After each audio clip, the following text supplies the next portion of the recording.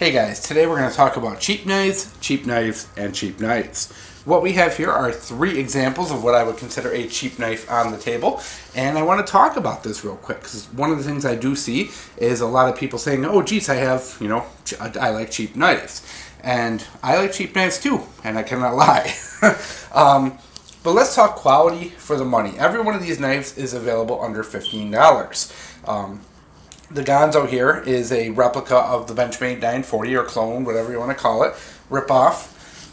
The Open Out is a 100-year-old design with a carbon steel blade. You can get these for like 10, 12 bucks. And here is a flea market special with a Punisher logo.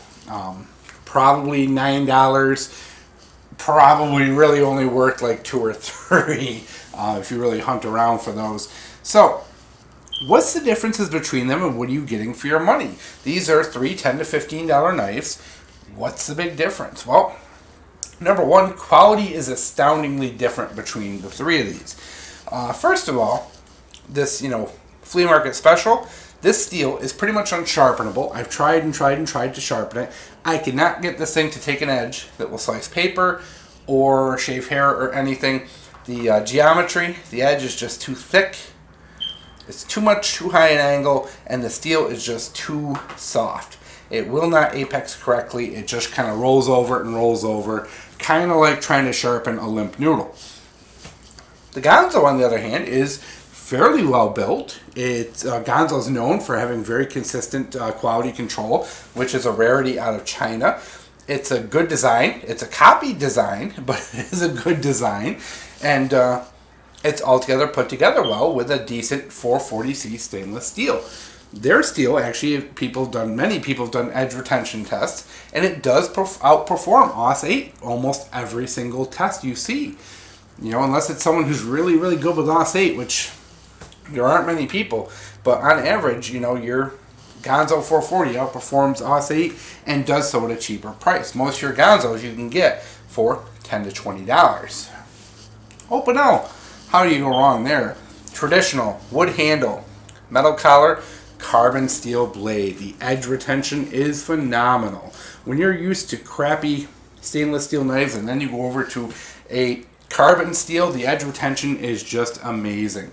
I did some edge retention on this using cardboard, and this actually holds up with my higher end steels. CTS XHP D2.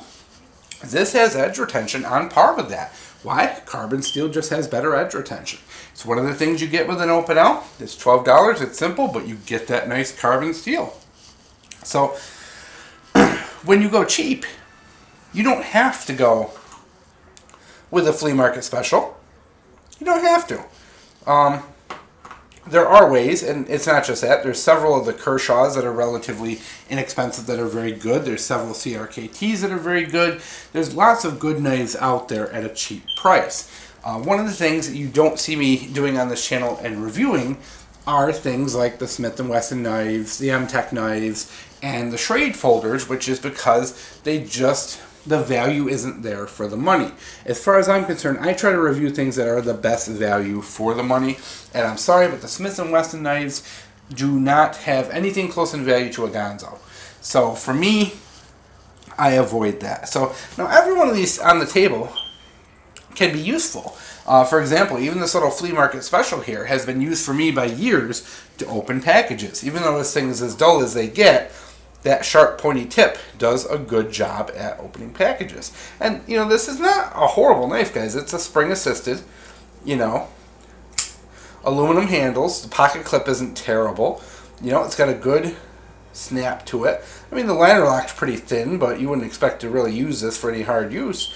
But it actually locks up okay and has a pretty good spring assist to it. It's just that steel is horrible.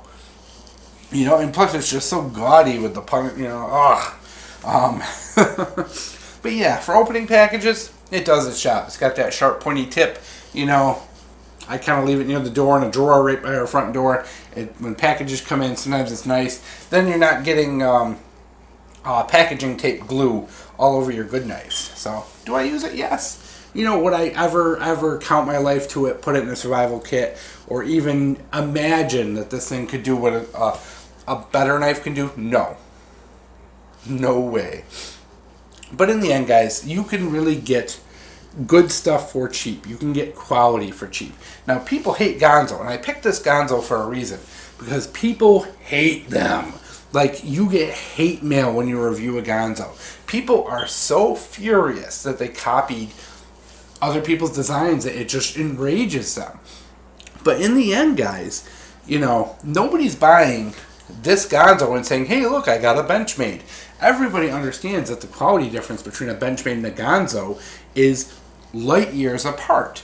But in the end, the fact that American manufacturers won't produce knives like this is why Ganzo exists. Because knife makers won't make decent, you know, build quality knives that people can afford. It's just, sorry, there's a market hole and Ganzo is filling it. And they can do it by using other people's designs, which, yeah, I know some people are going to say is terrible and immoral, but on the other hand, sorry guys, if Benchmade made a version of this in 440 and released it for even 40 bucks, 50 bucks, I would buy it in a heartbeat. They don't, you know, because they got just money on the mind and all they care about is, you know, and there's only a couple of American knife makers out there, Kershaw, you know, and a few others that are making American-made knives under $50. You know, sorry, it's a huge market hole and nobody's filling it. So, of course, overseas vendors are going to take advantage. So, I picked this Ganzo for a reason, because they're doing a lot of things right, and it makes people furious to even see them. But in the end, guys, that's, you know, if you're looking for value, this Ganzo is the, like, look in the dictionary and value, you will see Ganzo. What you're getting are proven designs made with lesser quality materials in factories with not as good quality control or reputations or warranties or anything like that, but you're doing it at a knockdown price. So in the end, guys, you can get a lot of good stuff for cheap. You can get yourself a good traditional knife that performs miraculously comparative to modern super stainless steels for 12 bucks. You can get a decent clone for 15 bucks. Or you can get this fancy letter opener that pretty much all it's going to do is be a letter opener. So when you buy, guys, remember, you know, you're always going to see the comments, I have a Smith & Wesson, I have this, I have that. And just remember, the guys who make those Smith & Wessons are the same guys who make these. So, just wanted to point that out there.